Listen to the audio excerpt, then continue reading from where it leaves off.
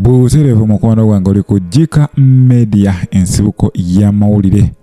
Gwatalaba kuwango subscribinga, genda maaso subscribinga, likinga, commentinga, ate awo tusobole okuba nga tutambula ffenna. Munnange ebiwo byosi birungi.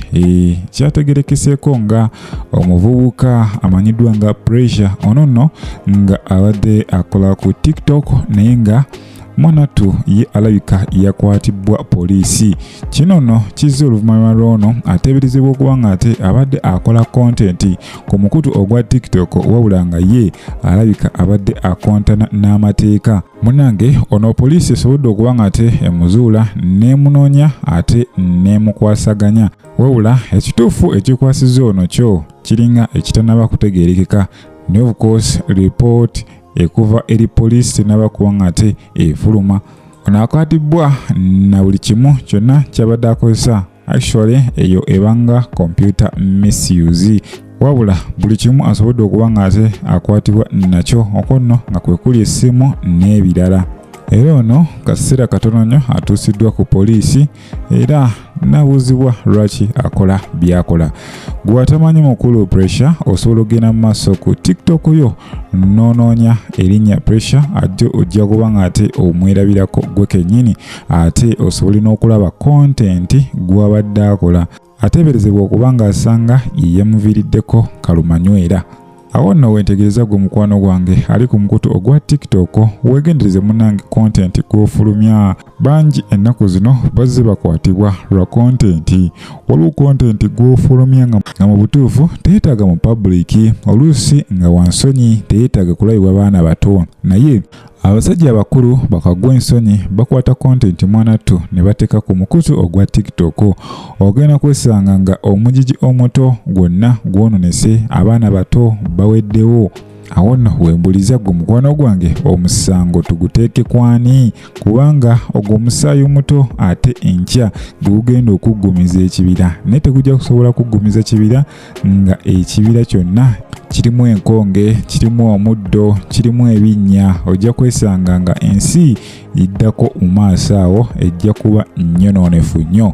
Of course tulabye ensi nnyingi ez'ewabweru mwanattu bye bakola. Olw'ensonga bano bali exposed, omwana abeera exposed eri ebintu ebyenjawulo ate ebyensonyi. Kale awo nno weesanga nga empisa ze ziba nsiiwuufu nnyo, naye katusabe Mukama Katonda atukwatizeeko ate tusobole okuba nga twenunula. Of course ntegeeza abazadde nti ebiseera ebisinga gwalina okwasaganya mwana wo, gwalina okwasaganya ezzaddeyo n'olabika nga ate oliraga ekkubo eggolokofu. Otherwise omwana wo gwe kennyini gwasalawo ayononeke oba abeere mugolokofu. Of course motulo bali erimu munnange wetuyongerayo mu maaso, mwana mwala ye abadde agenda maaso kubanga ate alumbibwa bafaani oba bayite abawagizi. Ono nno nga amanyiddwa nga Ceci era ng'ono abeera ku TikTok wawula nga akola content we. Ono munnange mwana muto naye ate munnange akola ebintu byefaananyirizaako eby'ekikulu.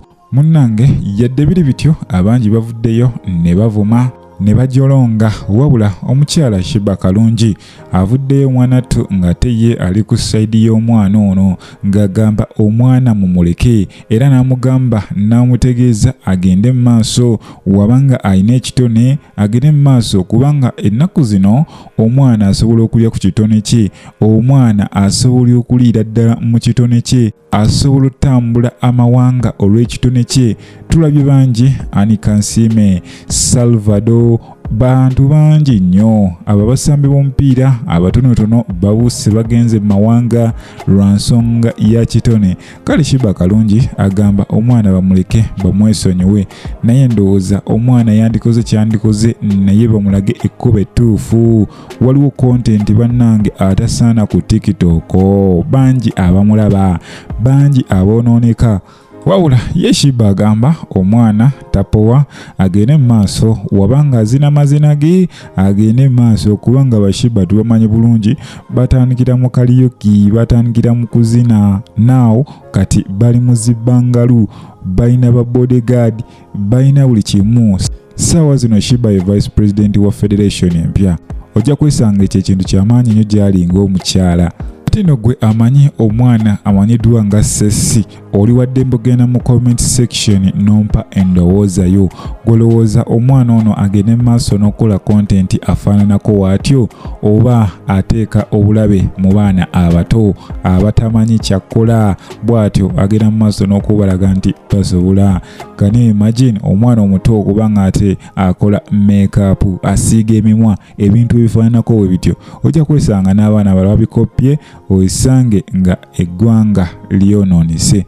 Wabula nga tuvuddeyo eyo munnange, yo palamenti egenze mu maaso n'ekikoonamu nekkiriza gavumenti erabike nga ate yeewola kasente esobole okukendeeza ku mabanja agayitiridde agakutte enkandago waggulu ne wansi. Eno nno yagenda mu maaso n'okuba nga ate yeewola essente ezikunukkiriza mu 4.4 trillions. Oba okitegeera mukwano gwange, zino nno nga zakuba nga ate zikendeeza ku mabanja.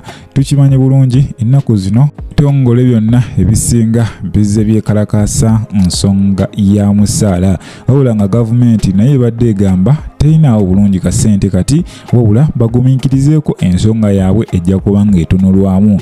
Kati nno abantu bo baleka tebakyalina bugumiikiriza, era nga bwe lukya wavaayo eyeekalakaasa, bwe lukya waliwo akomplaininga nti embeera si nnungi.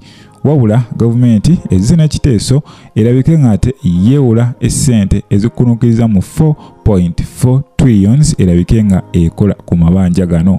Kino nno ekiteeso kyava mu Ministry of Finance, era bwe batyo bwe bakiteesa ne bakisindika mu palamenti, era bwe batyo palamenti n'ekikubaganyako ebirowoozo ng'ekulemberwa omukyala Anita Amongi, oyo tumanye bulungi Speaker of Parliament ow'eggwanga Uganda. Era nga wano batemyetemyewo mwanatto ne bayawula ku bitongole, buli kitongole ssente zigenda okuba nga kifunako, era bwe batyo bategeezezza nti Ministry of Defense and the Army bano bajja kuba nga ate bafuna biliyoni 620 okuyambako mu bizibu byabwe ebiganye, ate nga yo State House ejja kuba nga efuna biliyoni 193 zirabike nga ate ziyambako awo, so nga ate yo Ministry of Education ejja kuba nga ate efuna biliyoni 50. Zino nno nga ziyambako mu kusasula emisaala gy'abakozi balabike nga munnange babeera contented. Kitegeeza no more riots, teri kuddamu kwekalakaasa. Gavumenti egenda kuba nga ate ekola ku bizibu byammwe, so nga ate yo Electoral Commission ejja kuba nayo efuna biliyoni 35. Zino nazo ziyambeko mu byetaagisa. Of course n'ebitongole ebirala byonna bigenda kuba nga ate bitunulwamu. Of course oyinza okugamba nti ku luno oba gavumenti yo esobodde okuba nga ate eteekamu amaanyi erabike nga ate ekola ku nsonga z'abantu. Jjukira abasawo bwe bavaayo ne beekalakaasa, gavumenti yabagamba kituufu era tukitunulamu, n'essaawa zino ssente teziriiwo era tubasaba mudde ku mirimu mukole. Bwe bati abasawo ndowooza bawuliriza gavumenti, kubanga abantu bo balina ofuna obujjanjabi. Tekiba tekikola makulu abantu okuba nga ate bafiirwa obulamu bwabwe nga ate mudda ojja kubanga osasulwa kasembiko. So wakati gavumenti esobodde okuba nga tekitunulamu, egenda kubanga esasula emisaala gy'abo bonna abeemulugunya abagamba nti akasente tekamala. Butereevu oli kujjika media ensibuko y'amawulire. Gwotanaba kubanga osubscribinga, genda maaso subscribinga, likinga, commentinga, awo nno tusobole okutambula ffenna. Nsaba Mukama Katonda abankuumire, mweraba.